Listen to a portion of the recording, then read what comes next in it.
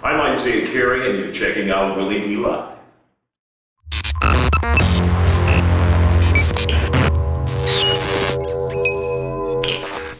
Welcome to Willie D Live. I'm Willie D along with Danny. He is a television broadcast journalist and reporter who has worked for television and radio stations throughout the southeast portion of the United States and whose reporting videos have been seen by millions of people all over the world. He is the recipient of many honors and awards, including an Emmy that he won for live reporting in Arkansas, Little Rock. Little Rock, Arkansas, my fault. And guess what else? He currently works for Fox.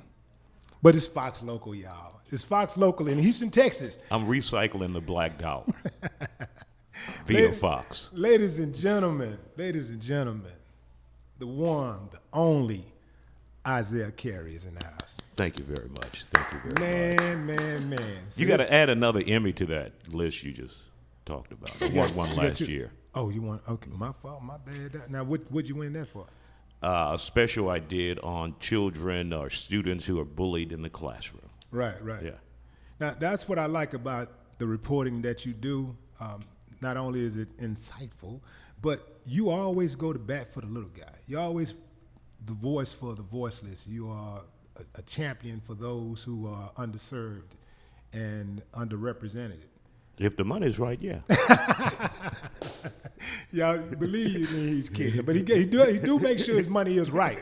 But he don't need money to do what he do. In fact, you was passing out air conditioners. Yes, that was something I started last year. I got a call from a senior citizen here in Houston, and the woman said, Isiah, it's like 100 degrees in my house, and I can't afford to buy an air conditioner. I'm on a fixed income.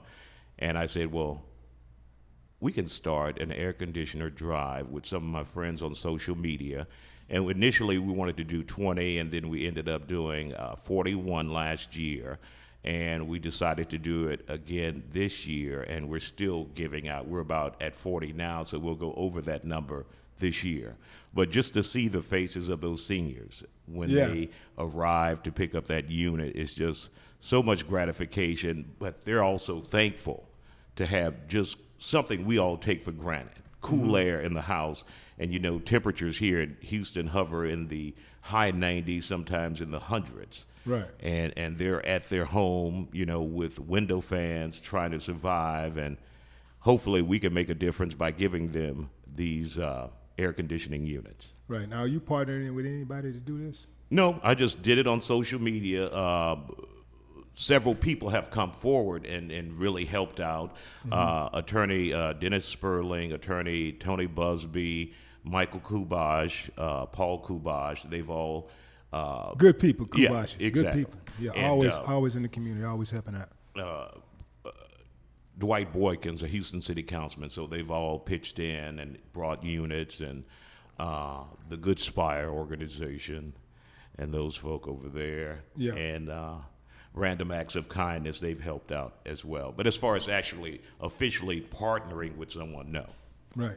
Now, I gotta put this on the table. This video. Don't you dumb? Yeah. So Isiah was reporting. Now, what city was this you reporting when this incident occurred? You know what I'm about to bring up, this incident with the bug. Actually, that's exactly 20 years ago. I was working in Little Rock, Arkansas, and there was a city north of Little Rock called Augusta, Arkansas. Right. A lot of people think I was in Augusta, Georgia, but I was in Augusta, Arkansas on a very bad day for me. Right. When things went left.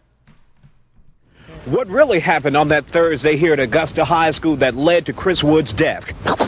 The fuck is that? Shit! I'm dying in this fucking country-ass fucked up town. Shit flying in my mouth. The fuck? I can't see pollen. And let's get the fuck out this country, motherfucker. I can't even see me.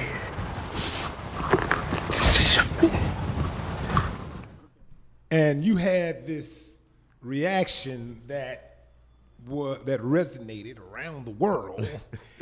it was just like everybody. The video went viral so fast. Before the video was uploaded to Facebook and YouTube, it was released somewhere else first, right? And it like the year before that, and then the following years when like it really caught on fire when somebody, I think, put it out on Facebook. Exactly. There was the whole story was I worked at the NBC station in Little Rock, Arkansas. They bought a new building. They moved, so they left a bunch of tapes in front of the building. Some guy who plays in a rock alternative band was walking down the street, saw the box of tapes, picked one up, took it home, watched it. It was my blooper tape. Then he put it on YouTube. Mm-hmm. And I think that was like in 2009 or 2010. And then it got on some website, like you said. Right. And then maybe a year later, it just went crazy. Right. And when it went crazy, what was your response? Were you mortified when you first heard it? Like when you first found out it was out, did you feel like your job was in jeopardy? Well, yeah, absolutely. You know, because it's a bad video. But it's so old. It's just kind of like, can that make your job in jeopardy? Yeah, I mean, old as it was? Say if a sex tape comes out on Willie D, Uh-huh. you know, and he's working for Fox News at the time, but it's a sex tape from 1998 or something with you and Jane Kennedy or something like that. Okay, go ahead. I think that's real, right? No. Already took a left. But anyway, I got a call from, remember Nate from 97.9 The Box. Yeah. I was just out on assignment in the field working, and she said, Isiah, you need to see this videotape that's out of you. Mm-hmm. I'm like, I don't know what you're talking about. Right. She said, it's you cursing, and you're somewhere, and you're upset. I said, that's not me. I don't have a tape like that. Right. She said, well, let me send it to you. And I was like, damn, how did they get this video? And at that point, who ratted you out, man? it's the guy who found the guy in the rock alternative band. He found the videotape outside the station and he put it up. How did he find it outside? What, it was thrown away? Somebody? Yeah, it was a bunch of Oh, it was old supposed to tapes be outside discarded. at a TV station. Oh, because I was always under the impression that somebody, that your cameraman had ratted you out or No. something. In fact, when it got out, the camera guy who shot it called me immediately and said, I did not do that. And I didn't Right. believe him. But then the Arkansas Gazette or Arkansas Times did a whole story on how it got out. And they found the guy who originally put it up. Mm-hmm. And he told them how he found it, and that's how I found out. And that kind of saved you, you think? You think that saved your job, or it was kind of like a... Well, it was so funny. That's part of it. Because when it first got out, I called my general manager, D'Artagnan Babel, who hired me in Memphis at Fox and who hired me here at Fox. And I said, well, look, there's this video. You need to take a look at it. And so I sent it to him, and he just died laughing. And then he sent it to corporate in New York. They died laughing. Yeah. And they loved it. They're like, we got to do more with it. Is that right? Yeah. So, Now, and since then, this video has been listed as one of the top videos in Germany, the United Kingdom, Canada, New Zealand, Mexico, and France. I didn't know all that. Yeah, it's among the top all-time watched videos in these countries. That was a huge video. Now, listen, man. When I saw the video, listen, man. When I saw the video, I was laughing. I was like, you my friend, so I'm like, I didn't really want to. I was like, damn, should I be laughing at this? Should I really be laughing at this? But I'm laughing with you, man. I ain't laughing at you, man. But boy, that damn video was funny, man. I never seen, like, I watched that video. I watched that video, man. I've watched that video it probably at least 30 or 40 times already. Like, the first time I saw it, I probably watched it 10 times in a row. Now, there's also been other people that have had bloopers like that those bloopers actually ended their careers. And then you have other people that actually was ready to end their career. They basically fired themselves, like the black woman who, With the weed. the black woman who wanted to open, I think, a weed store or a dispensary or And something she like quit that. on air. And she quit on air. She I was like- remember that. Yeah, yeah. She was like, yeah, fuck it. I was like, damn, like, but you know what the video did, though, in my eyes, what I thought, like, the video humanized you. Because oftentimes we look at reporters like robots. Y'all not supposed to have feelings. You're supposed to, even when you're reporting, oftentimes you see reporters go from a sad story to a happy story, and to another sad story, like, all within the span of a minute. And yeah, when it's time to be happy, you got to be happy. When it's time to be sad, you got to be sad. You got to put the sad face on and stuff like that. So oftentimes we look at reporters like these mechanical people, and that video, I think, humanized you, and it really showed the world another side of the reporter.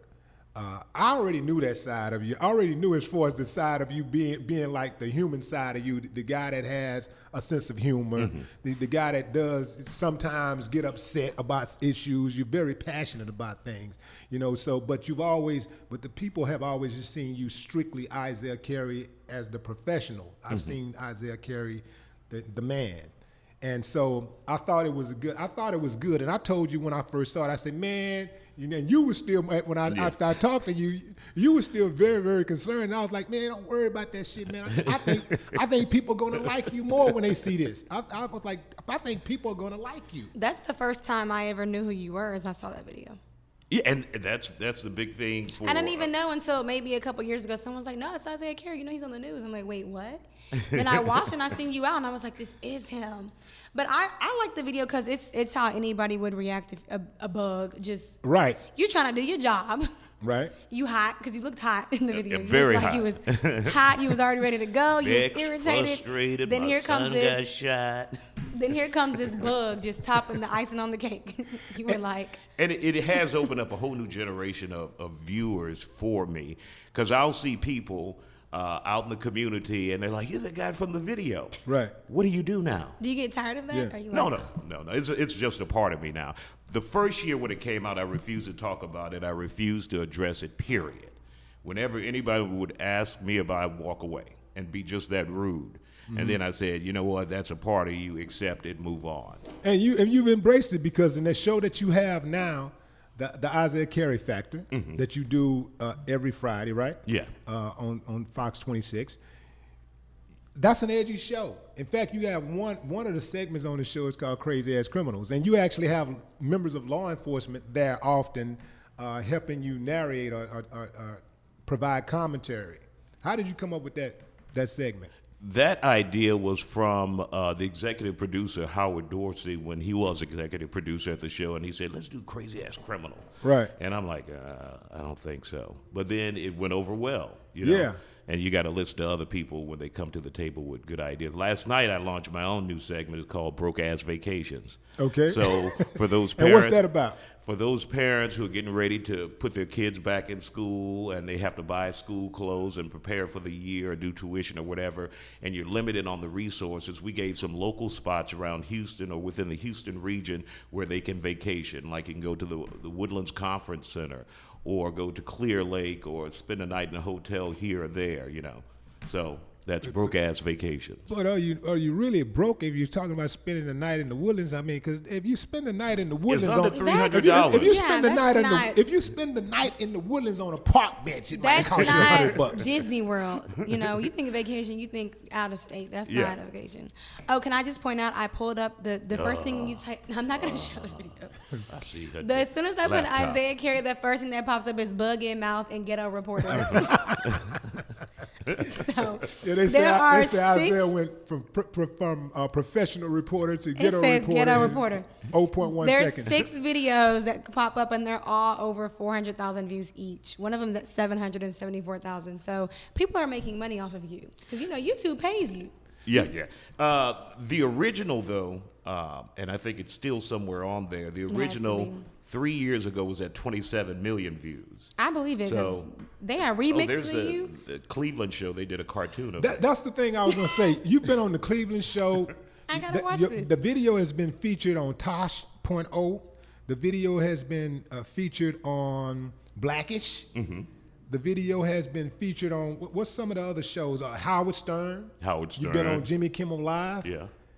That's crazy, man. Look, I man, think it's because you don't see stuff. My You didn't see videos stuff ain't like even been that. shown on Jimmy Kimmel Live. You dig what I'm saying? Your video just looks so. I'm not gonna say old, but it looks old. It is. I was old. 4 when it came out, clearly. Dang. But it's just you're like the original reporter that just freaked out. Like, and I actually thought that it was live, and that's the only reason it got out. But now that I know somebody found it, that's why you just blew up like that. It's like you're the only person that just you got away with it because everyone just was like, "Look at this nigga in the woods getting attacked by bugs." Like, it's just funny. I think, like you said, I think it's the humanization part of it. It's the human part of it where people saw a reporter, that somebody that's normally in their element, they see them in a professional environment, and then we got a chance to see a professional person, a professional newscaster being seen outside of his element. Like, how would we react? And it was like, oh, okay, he does put his pants on one leg at a time. He's not superhuman. Man, how did you get started in reporting? I was in the 3rd grade in my hometown of Baton Rouge, Louisiana, and a teacher invited a news reporter to come and talk to the classroom. And that news reporter, Maxine Crump, who worked for WAFB, the CBS station in Baton Rouge, talked to us about a career, and I said, that's what I want to do.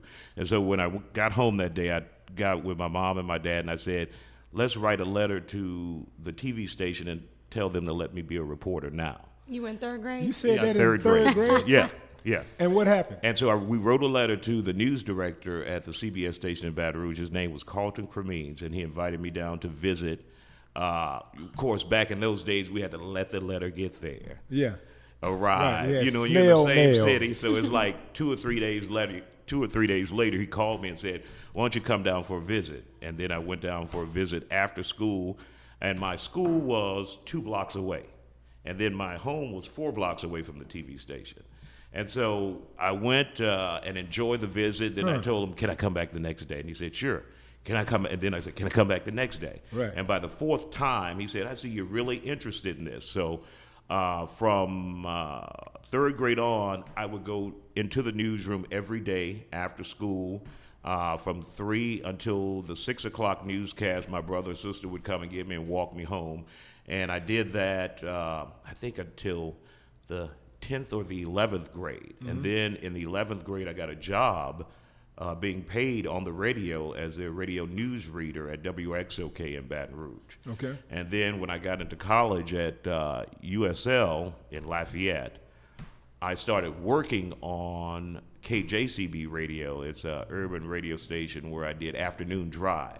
Right. While I was there for a year, but then my old radio station, WXOK in Baton Rouge, called me back and said, we want you to be the news director here at 18. So I moved back, transferred to Southern University, and while at Southern, I think there was the Gulf War began, and they needed help at the TV station that I grew up as a kid, and they asked me to come and be a producer. And I think that's my sophomore year. So were you just a producer, or were you were you also in front? I of was the just a producer. So at this point, you haven't been, you had never been in the front of the camera yet. I've been on radio, and I'm sorry, I skipped the NBC station in Baton Rouge. I did a weekend public affairs talk show. Okay. Called Crossroads, and So the that's- theme song so was that's- Shock the Monkey. Shock the monkey. Wait, what? Now, what Look was, up. Boom, what- boom, boom, boom, boom, boom, boom. And what This was, one what went was left that about? real quick. Because It was a daily talk show, community affairs, things that are going on in the community. Yeah. So I did have that on camera experience. Then when the Gulf War hit, they said, come and help us out, be a producer. And then they said, stay. We want you to produce the weekends, and you'll report 3 days a week. And then it just went from there on. Now I have a weird question. Do you think because you were always in the news, it kind of formed you how to speak? Because you speak like a news reporter. Yeah, I've been in that newsroom like Since 3rd grade. 3rd grade. Yeah. So that helps you to you really speak like even off air, just casual conversation. You speak like a reporter. Yeah, I Yeah. dropped my Louisiana accent. Yeah, baby. I want to talk about that a little bit further when we come back. You're checking out Willie D Live.